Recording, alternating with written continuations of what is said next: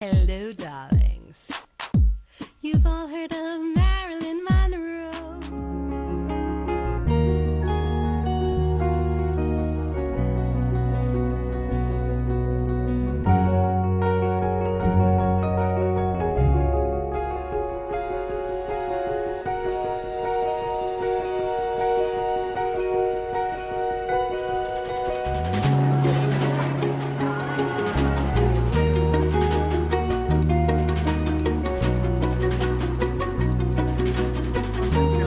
He died before I was born, and I always say to them, I am talking to dead people. They can do whatever they want. So please don't be surprised if, it's really lasting smack that comes in. Sometimes they want to talk about themselves, sometimes they want to talk about you.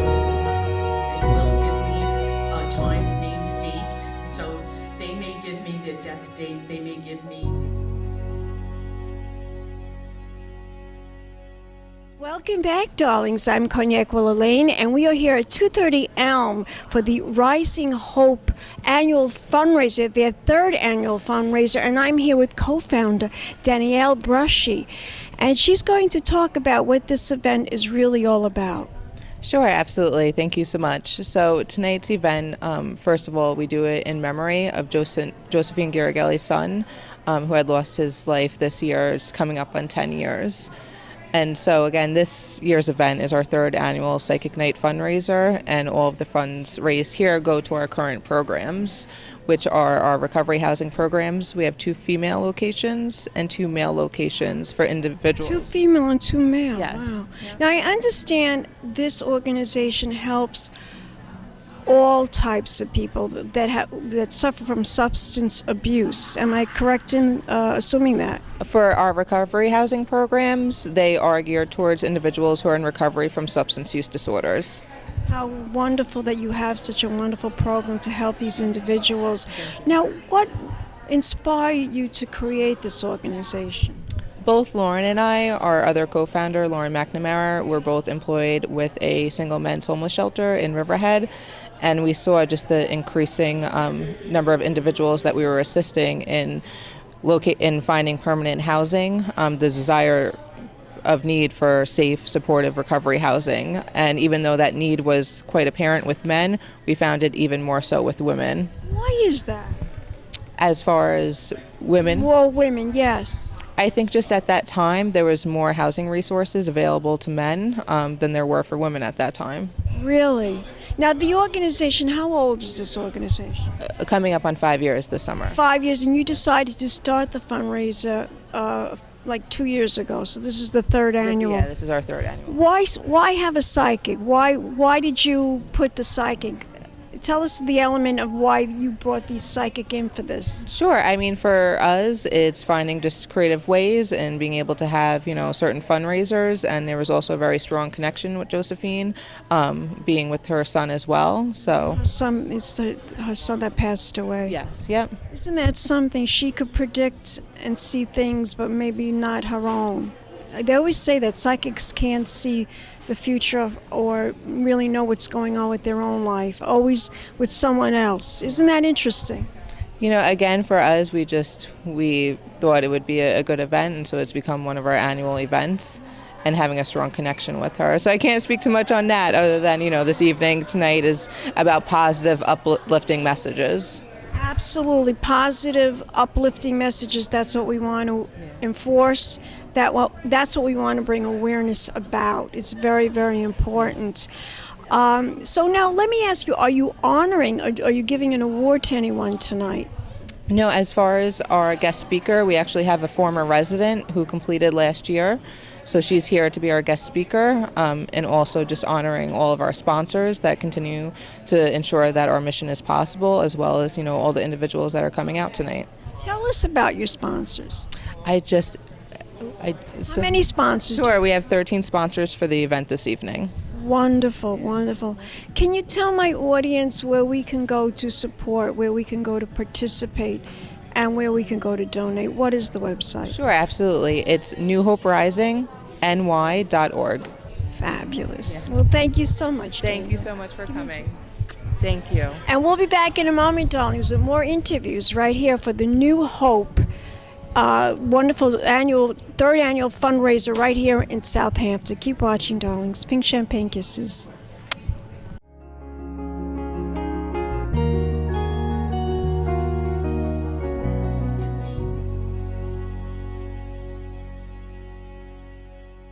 Beach provides accessible mental health services and holistic services for adults, teens, children, and families.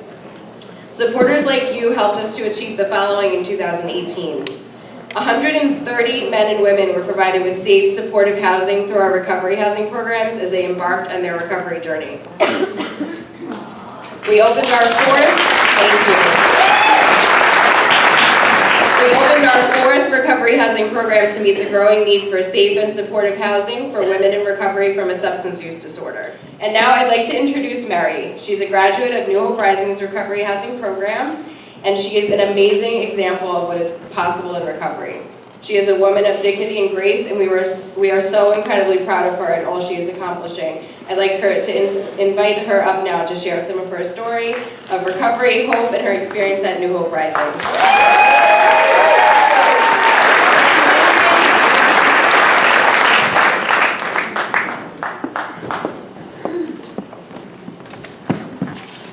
Hi everyone.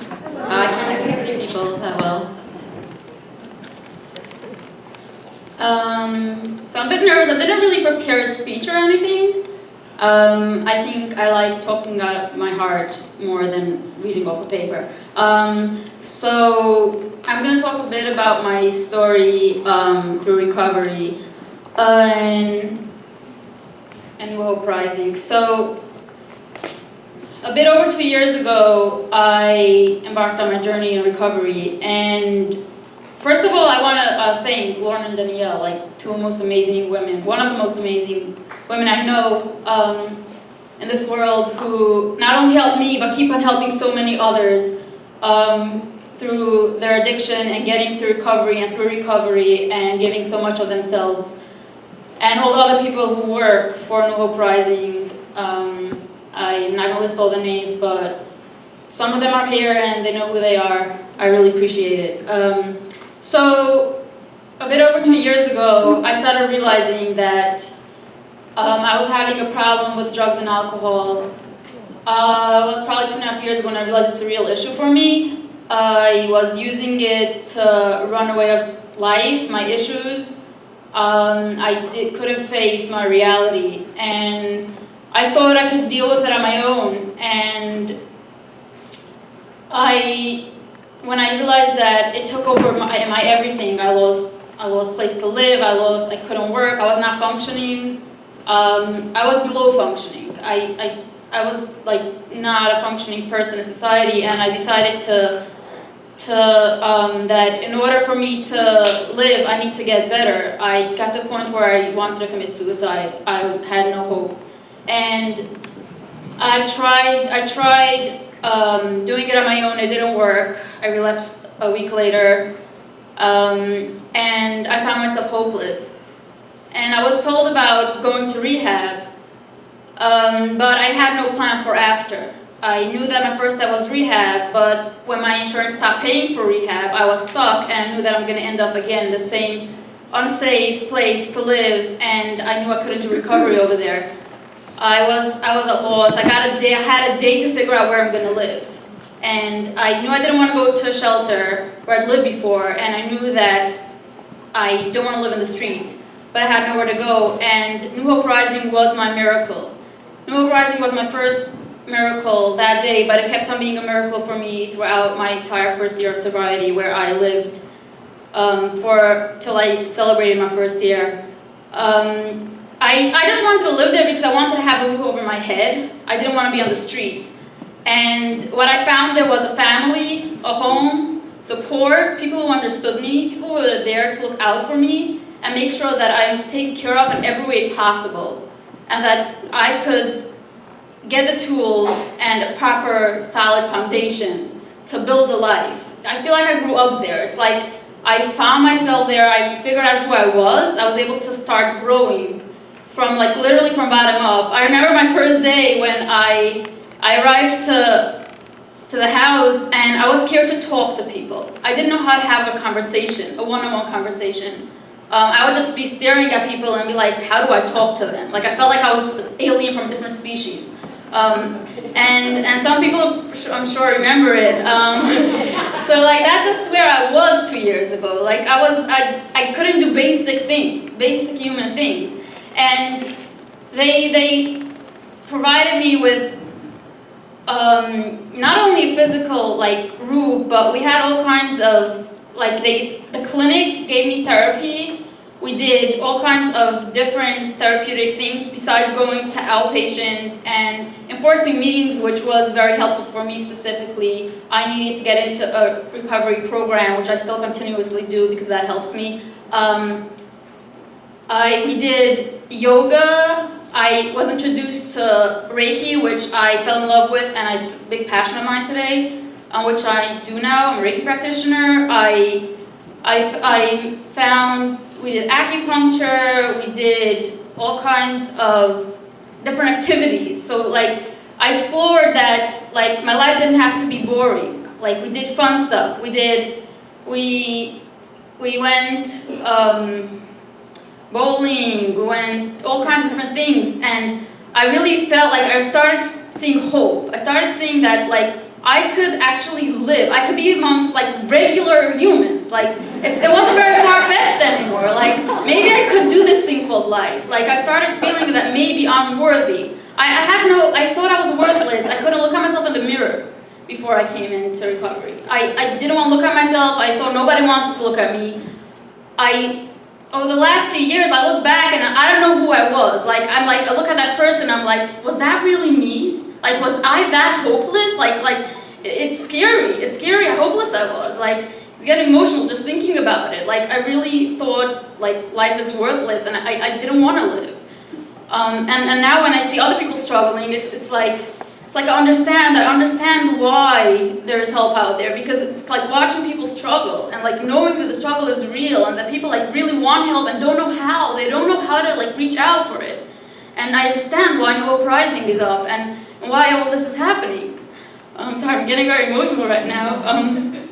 So I got the foundation.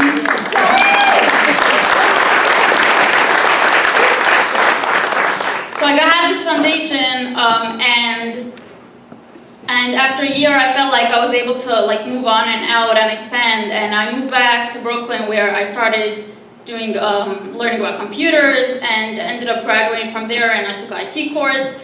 And through this program, I learned how to like persevere through the hard times. And I had this foundation. I knew that if I could do that, I could do anything. And I studied hard, and I ended up graduating, and they asked me to be valedictorian. And like when I was up there, and like I was thinking as I was up there speaking, and I'm like, if these people knew where I was 2 years ago, like they wouldn't believe it. Like they would not believe it, and I just almost don't believe it. So I just want to say that like today I'm blessed. I have so much love for life. I love people. I love myself. I continuously grow. Life is never easy. There's constantly struggles and constant obstacles, but I know that if I could do that, and I know there's people out there that want to help, I know I could do this, and we could all do it. We all just have to be out there and help each other, and I can't wait for the day that I could be, like, help a lot of people like I was helped. Like, that's what I feel like I need to do, because I know how much help I got. So yeah, that's what I have to say. I can't appreciate New Uprising enough for giving me this foundation, and I constantly think about how blessed I was to get this miracle, and I just hope, I wish like I could give it to everyone. So thanks for being here, thanks for supporting, thank you everyone, thanks for listening.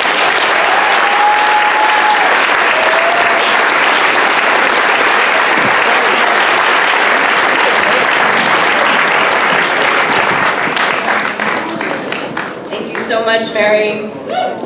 We really, really love her. Okay.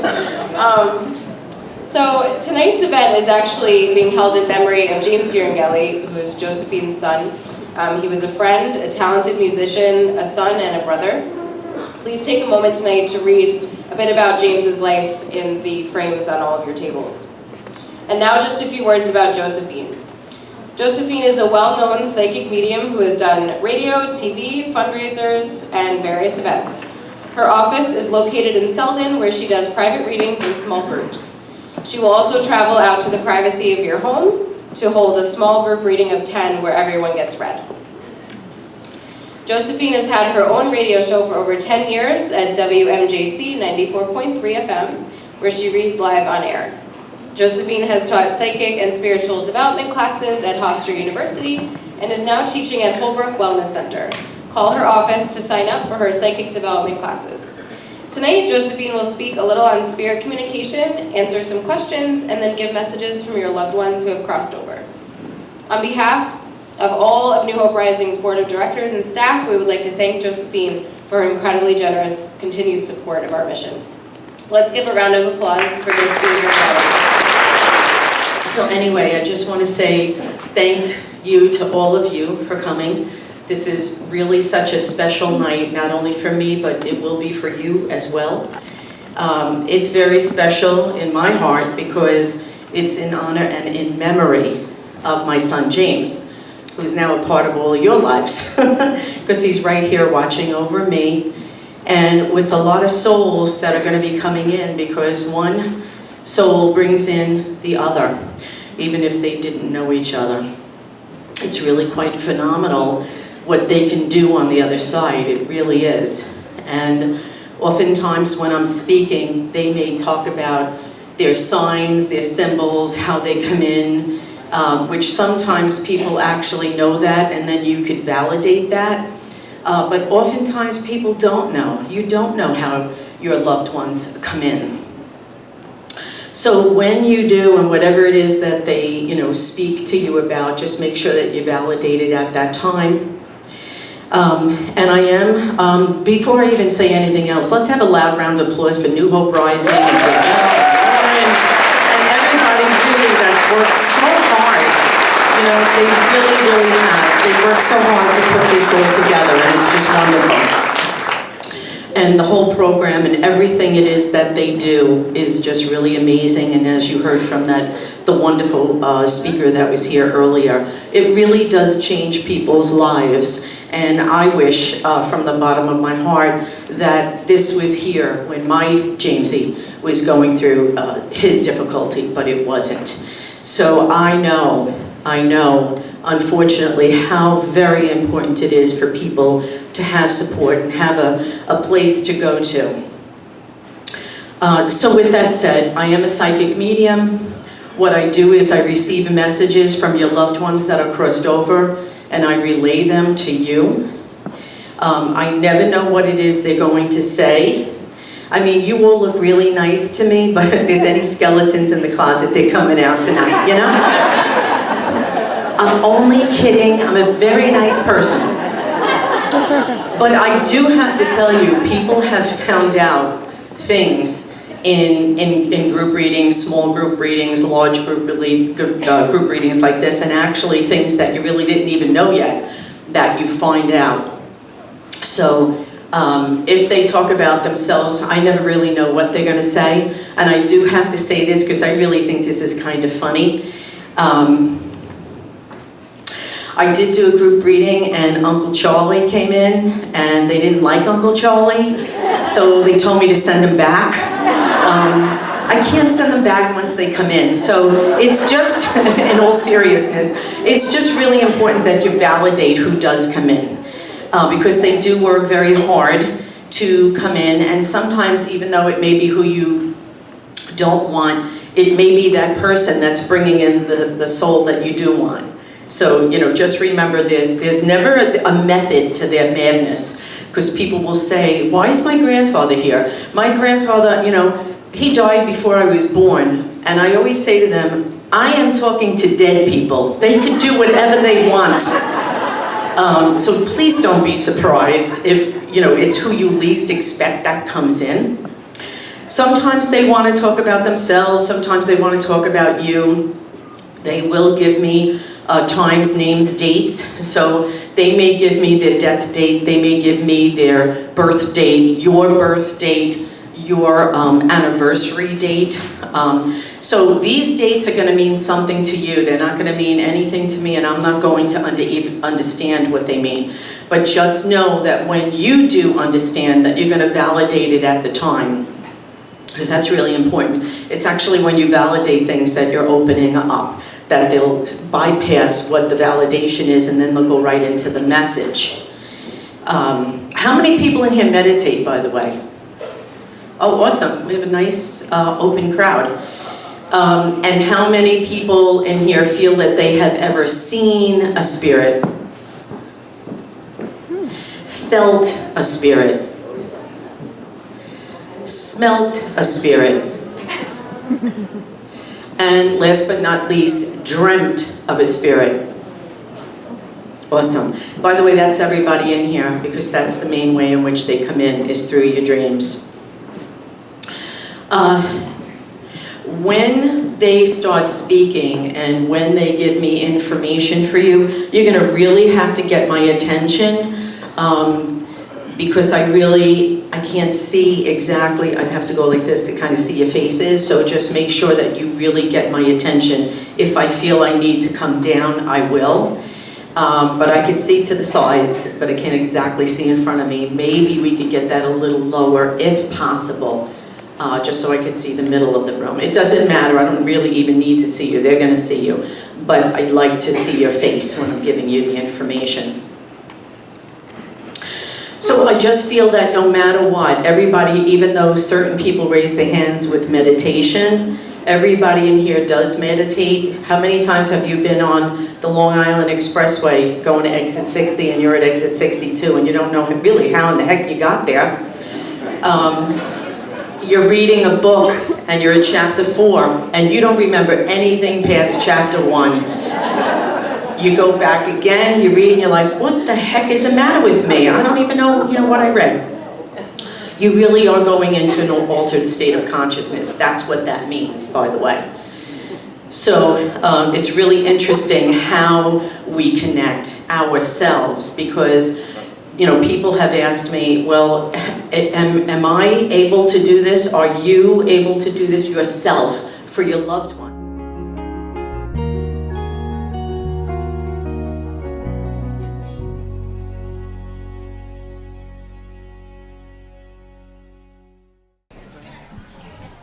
Welcome back, darlings. I'm Cognac Wellerlane, and we are here at the 3rd annual Rising Hope Annual Fundraiser, Psychic Fundraiser. I'm here with the co-founder, Lauren McNamara. And of course, this is a wonderful event. It's to help individuals fight substance abuse. And I'm just curious, Lauren, how did you get involved with this organization? I mean, how did you meet Danielle? Sure. So Danielle and I actually met when we were working at a single men's shelter in Riverhead. And while we were working there and trying to meet the needs of the residents that were there, that were homeless in the shelter, we saw just the lack of services that were available for housing for people that were struggling with substance use disorders.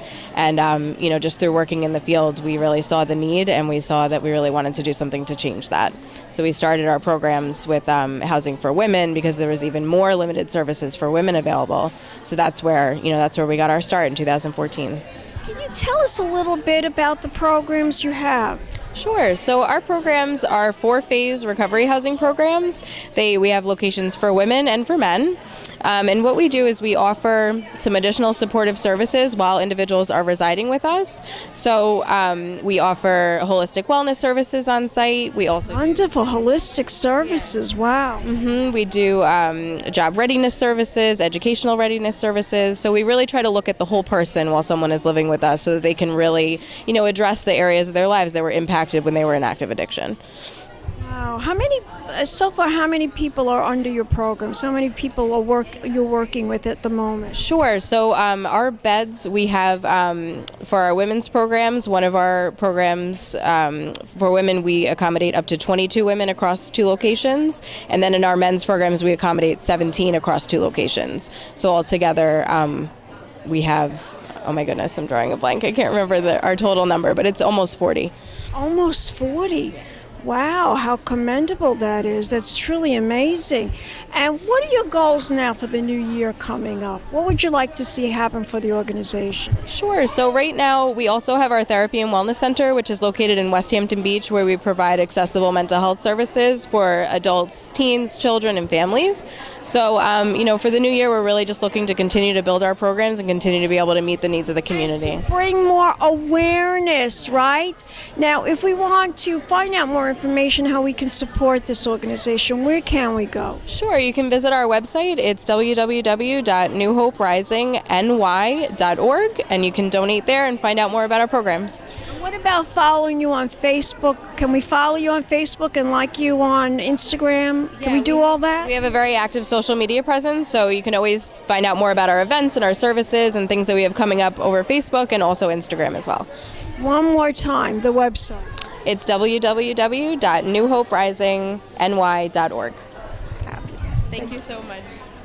Thank you. And we'll be back in a moment, darlings, with more interviews right here. Keep watching in Southampton. Pig Champagne Kisses. Hello, darlings. You've all heard of Marilyn Monroe. Some of you know Bridget Bardot. Well, now it's time for the Cognac show. I said Cognac, ooh, ooh. I said Cognac, ooh, ooh, ooh. I'm a bubbly blonde, fabulously dressed to impress. One of a kind girl. I was brought into this world wrapped up in pearls. I love to mingle, though my husband reminds me I'm not single. I meet and greet both the famous and the elite. I ride in limousines, drinking the finest champagne, wearing furs, dazzling diamond jewelry. A girl can't complain. I live the upscale life, dining in the finest restaurants, eating the best caviar for free. And no matter how much I enjoy cognac, ooh, ooh. I said cognac, ooh, ooh, ooh. It's been a Crybaby Productions, darlings.